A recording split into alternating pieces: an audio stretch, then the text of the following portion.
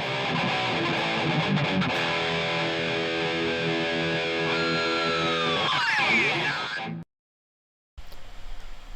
everyone, this is Bobby from bn-games.com, and today we're doing something a little different.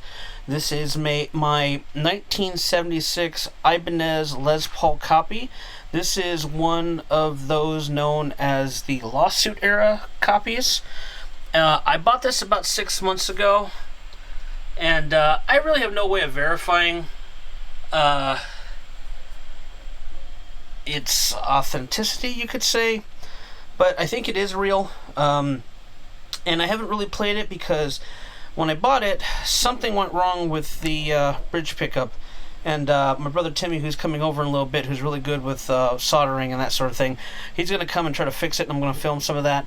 I bought a new soldering iron, and got a guitar cleaning kit here, and I'm going to have him polish it, and then do some tones once we figure out what's wrong with it. But yeah, I've been wanting to show this one for a little while now. If you have been following any of my guitar-related videos, you would know that I am not a fan of Les Paul, or Gibson specifically, but Les Pauls typically. And single cuts, any single cut I've ever played that I've liked has not been a proper Les Paul, and this is no exception. For a little bit I played of this is not as heavy as your average single cut Les Paul, and its neck is also thinner, so we'll go into a little more of that and start taking this apart and figure out what's wrong with the bridge. I'm hoping it's something simple, maybe a loose wire or something. Okay, here's Timmy. He's got the soldering iron warming up. He's going to get to the back cavity of the guitar.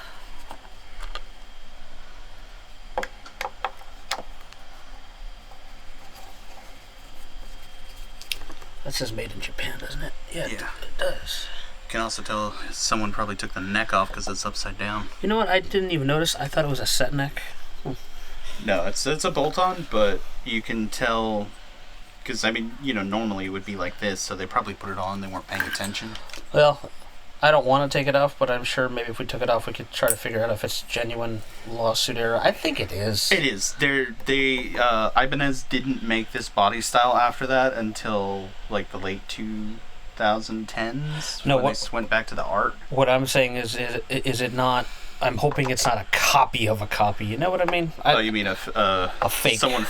I doubt it, because not many people wanted to fake these Ibanez copies. Yeah. The lawsuit models are actually, you know, usually from like just my, you know, the research I've done on a lot of them, they're not widely liked. You know, most people, you know, don't want them. That's why it's only like in the more recent years that this is probably the most wanted one of the lawsuit ones from what I've seen. The Rocket Roll V. The V is the one that I always see people want. Yeah, well now, because for the longest time you could get one of those for $300. Well, see, this one, the guy I bought it off of, he got a bunch of bids on it, and I said, look, dude, I'm not going to bullshit you. I'll pay what you want. Just let me buy it off of you. I'm not going to lowball you. I'm not going to offer you drugs. And then he's like, all right, cool. Yeah, that's kind of weird. Is that like a corkboard? Kind of. It feels like it. It's some kind of paper. It's not like Oh. Not that feels like almost like a pressed wood sort of thing. Yeah, no, it's not typical. I got stuck in there. It just perfect fit. It's that Japanese fitmanship. Yeah, no, I mean it's that is a rat's nest. I would say it's cut nice. I mean the way, you know, a lot of these are just, you know, they don't put this kind of detail on it where they, you know, do the angling on it. Yeah. That right there is one thing you can tell that it is definitely not a copy. I doubt anyone would go through the trouble of putting a bevel on that. You call it a rat's nest. That's actually a decent wiring job. I don't think I would definitely say this is probably not the original wiring. No, because remember they put those. So for our audience watching, they put looks like they're coil taps. No, well, yeah, they're coil taps. Oh, I was gonna say. I know they're coil taps because I have tested the guitar at least. Yeah, but like this pot here looks kind of like an all parts pot. That's probably 500K. Doesn't need to be. I'm not changing these pickups anyway. Yeah, no, they're 500Ks. Okay, that's probably not original. Originals are probably 250s. Yeah. That might explain the bridge. The bridge has pretty good output. Yeah.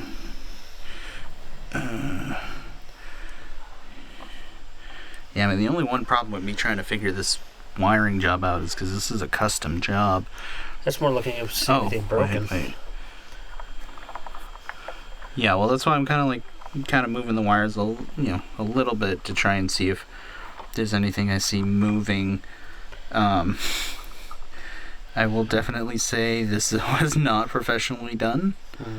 I mean, those are mean globs of solder there. Well, I was gonna say this looks like some of the first jobs I did. This like grounding wire from here to here. I mean, it almost looks like it's not connected, but then it does. I mean, it's on there pretty solid. Well, remember the issue is when I set it to when I go to the neck position, it drops in volume. It still works, but almost all the volume is gone, even with the volume turned up all the way. And I know it worked before he shipped it because he played a video. He sent me a video of him playing it just before he put it in the case and shipped it off. Okay, well, might have a little clue right here if you can kind of see down here. Is that loose? There's that I don't know if you can really. Oh yeah, I can there's see it. There's a little broken off piece of solder. Now here's the big question: is where did that come from? Because if it's just been shaking it around in here, it could literally be from anywhere. All right. Mysteries. All right, we just plugged it in real quick to see if it's working, and it's working now. The neck pickup before was giving me all kinds of trouble. And Timmy, what do you think happened? I'm actually not sure. I mean, I looked over the wires for quite a bit, and nothing seemed broken. Everything seemed like it was wired to the right things. I mean, yeah, whoever originally did the job was a complete home amateur job. Not that my jobs are that much better, but I don't know. I mean, maybe I added a little bit of solder onto the bridge ground and one of the grounding, I believe, for the bridge pickup. And the neck pickup. And I don't know if that fixed it. I don't know if this little tiny piece of solder just rattling around in there, maybe it was touching something and caused it, and just flipping it around might have done it.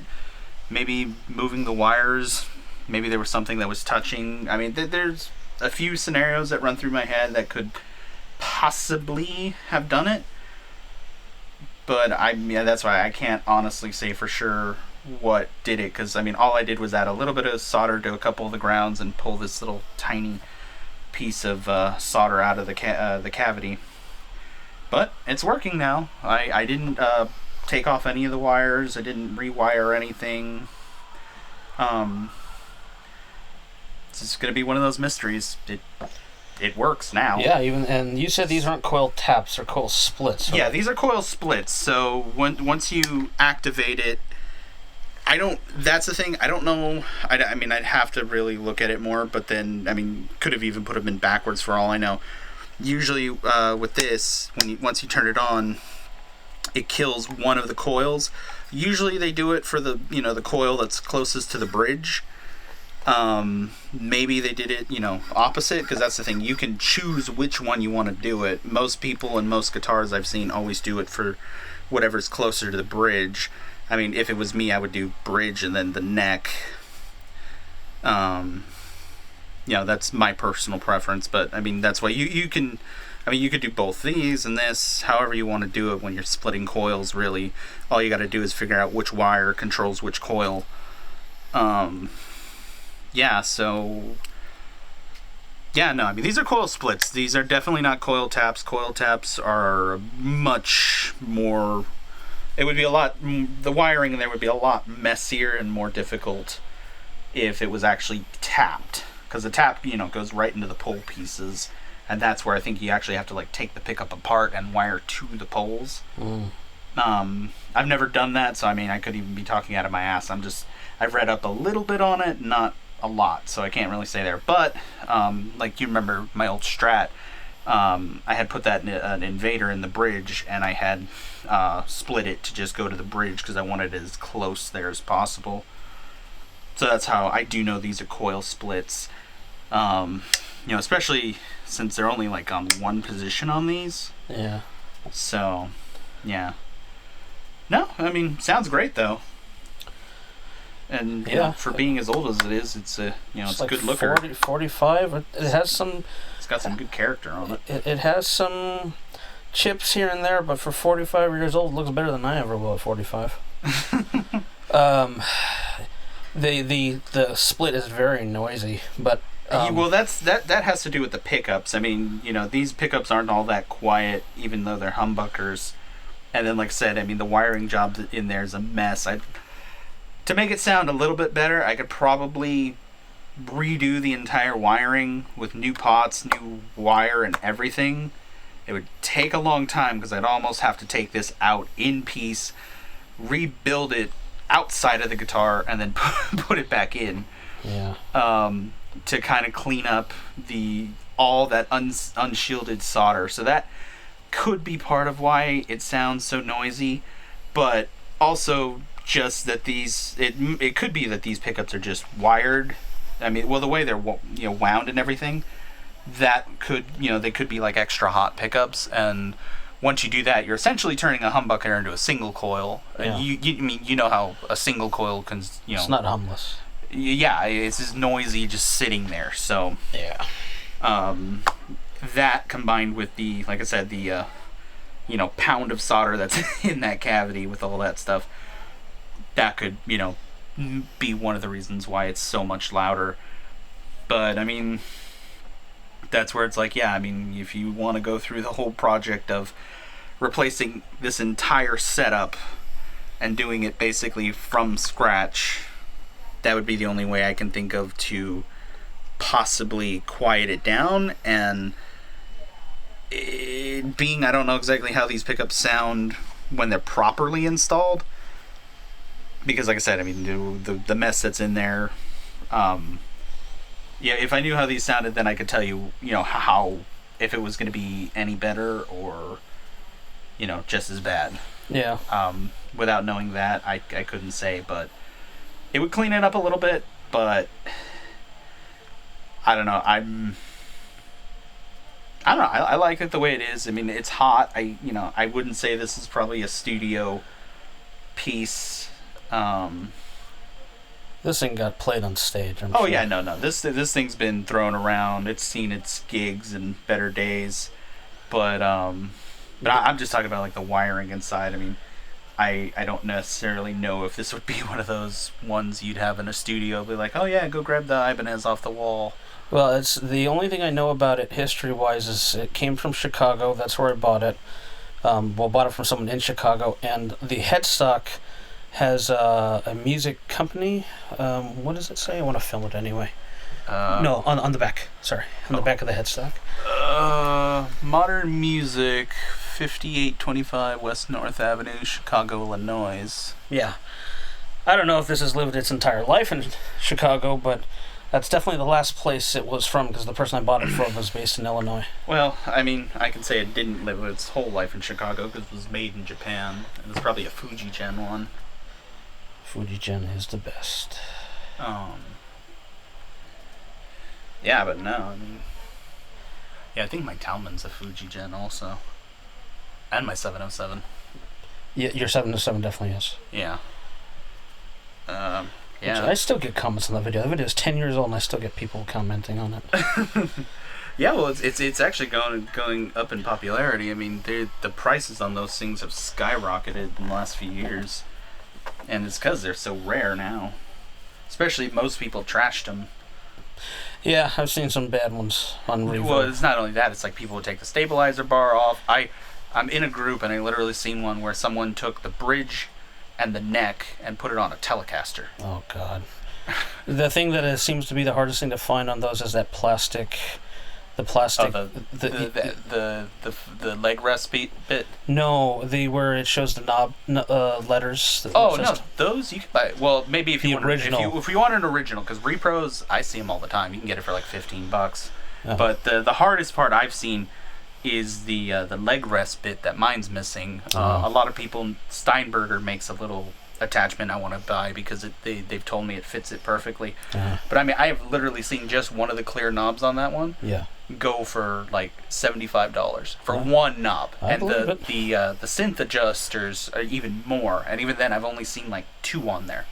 I almost bought a bridge for like $50 once. I wish I would have got that because I love that bridge. Well, I'm not doing any mods to this one. I want to keep it as is. I think it sounds good as is anyway. I mean, that's one of the reasons why I'm not recommending trying to change all this out, because these 3 are at least original. Yeah. This one has definitely been replaced because this one has like stamped markings on the bottom. Yeah. These, I mean, I can't say if it's exactly original or if it's just like maybe someone put them in old, or maybe they're just kind of like off-brand ones. But it would surprise me if they had 3 off-brands and then one like all parts or something from the factory. Yeah, so that's why these 3 I think are original, and then this one's definitely been replaced. And as a matter of fact, this one's been replaced, and this thing's been rewired multiple times because this one has like 2 different points on it that they decided to make the grounds, and they left the solder for the second point. So that's how I know this thing's been rewired multiple times. This one is definitely a newer pot. And that's what's like, I can't even tell. These might even be like 300s or 250s. Unless I can get under the solder or pull it out or even find these specs for this, I really wouldn't know what these can do unless maybe I ran it through a multimeter and that would tell me. But this is definitely a 500K. So that's another reason why, maybe it could be hot. Maybe these are two different measurements. That's fine. Yeah. No, I mean, I think it sounds good the way it does. I like they believe dropping this gives it more sustain. Well, I'll tell you this much: it is even too low for me, actually. I actually really like the setup on this guitar. I mean, if you ever decide to get rid of this, I want to get my hands on it. I love the way this thing looks. I would definitely love to have one of these. Well, I am with Ibanez. It's probably gonna stay here forever. Yeah, I can walk off it with it one day. You'll have it there, you'll forget about it, and then one day you'll want to be like, all right, I'll bring it back. I see you shaking your head over there. She's like, no, I'm going to sell it. All right, well, Timmy's going to do one of his famous polish jobs. I bought a brand new kit, and you can take it with you, Timmy, because I know you can use... yeah, it's probably about time I do all mine. Yeah. I think we should just change the strings of those ones I gave you, the 9s. I'm putting 9s on it because 9 is my favorite. And then up after he does all that, probably tomorrow at this point because it's kind of late, I'll do some playing. In editing time, it'll be next, but I'll do some playing and then upload this and answer whatever questions I can. So thank you, Timmy. You definitely got it working. I know it wasn't working, even though it's set in the case for a year.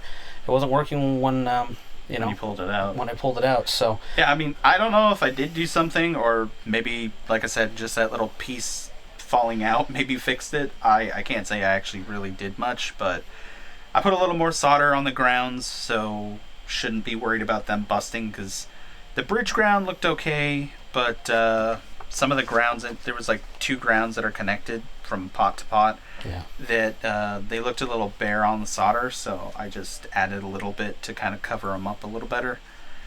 Other than that, I mean, I can't honestly say I did much to this one. I mean, normally I'd love to say I fixed it, but I don't know if I did actually do anything, but it works now, so that's the most important bit.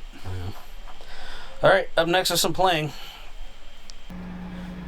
Okay, it turns out I spoke too soon about this guitar being completely fixed. It turns out the volume pot for the neck pickup, it doesn't turn the pickup completely off when you twist it in the off position. It just goes from kind of loud to louder. So, okay, so we're going to start off in the neck position on clean channel. And the coil tap or split or whatever this is, it does lower the volume. If I can find it.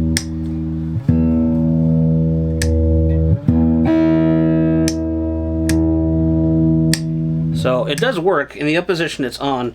It does clean it up a bit. On the neck position so far, I haven't found anything that I really like for it, but for the bridge position, it does clean it up a bit. So turn up the volume a bit here. Now, keep in mind, I'm used to playing Super Strats with one volume knob, and I usually cut the tone knob, so I'm having to guess here a little bit. Okay, so that's full volume bridge.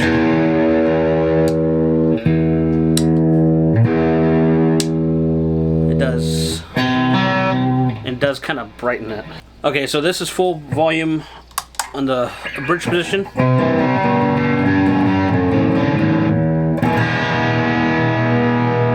Okay, I'm gonna do the split or tap or whatever you want to call it when I find it. So I can hear some noise now.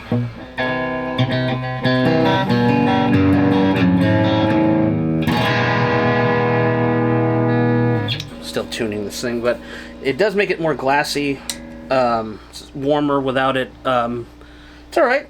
Although, like I said, in the neck position, I don't think it really helps it that much. But as I mentioned about the volume, that should be off. And then turn it all the way.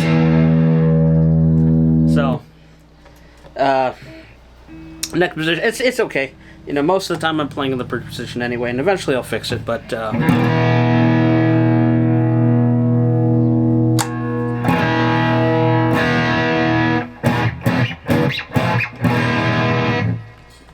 that with the split.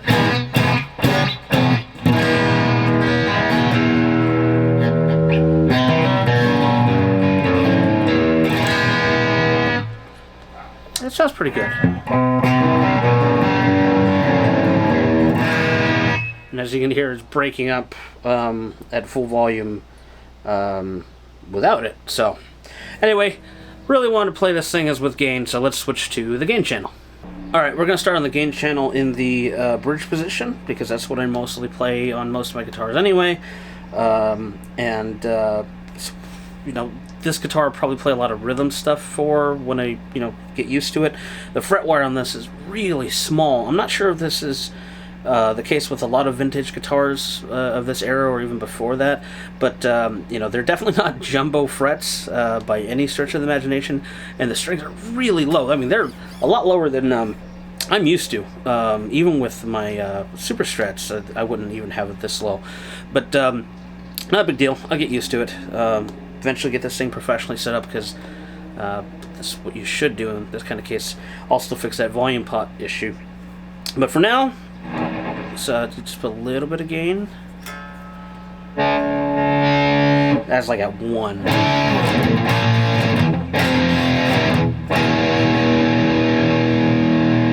And I haven't changed any of the amp settings. What you saw in the little preview before, that's where we're at.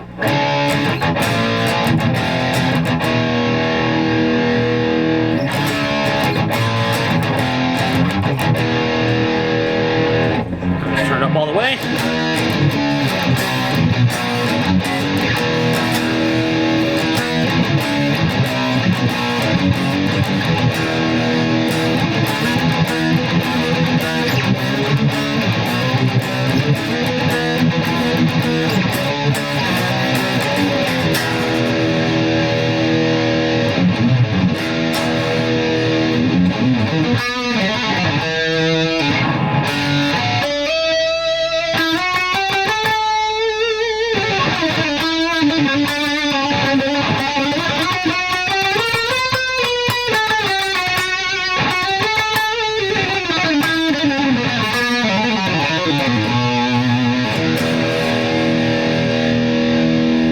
Actually, let's put in drop D, because that's really where I like these type of guitars when I play them. The ones I like anyway. Like I mentioned, single cuts I'm not a big fan of usually.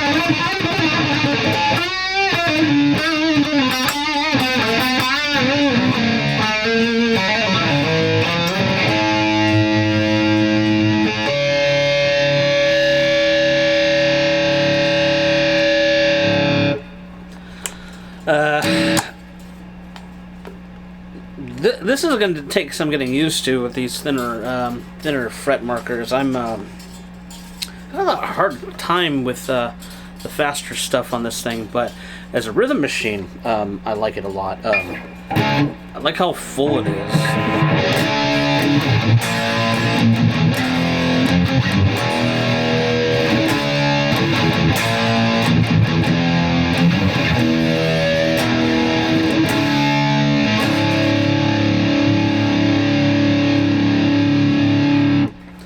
That's pretty good, but for the faster stuff, having a little bit of difficulty there, just because I didn't realize how much I rely on the fret markers from a feel perspective to kind of know if I'm right between the right notes and that sort of thing. But nothing bad about it. Just something I got you used to. I don't practice as much as I'd like to. I was a lot better in my 20s, but these days with work and life in general, don't get to pick up the guitar as much as I'd like to. I've forgotten a lot of songs I used to know, that sort of thing. But hoping that with some time with this and some of the other ones, get back into shape. But that's all for now. I just wanted to show this thing. You don't see one of these every day, especially, a 45-year-old. Oh, see, it's making noise now. Is everything off? Yeah. You don't get to see a 45-year-old, Ibanez that often. It's 10 years older than me. I'm 35 now, so yeah. Anyway, enjoyed it. I'm keeping the collection. I know my brother said he'd like to buy it off of me, but I'm going to be keeping it no matter what, even if it isn't my main guitar, even my main style guitar. If you have any questions or comments, put them below. And I got another guitar pretty soon to do.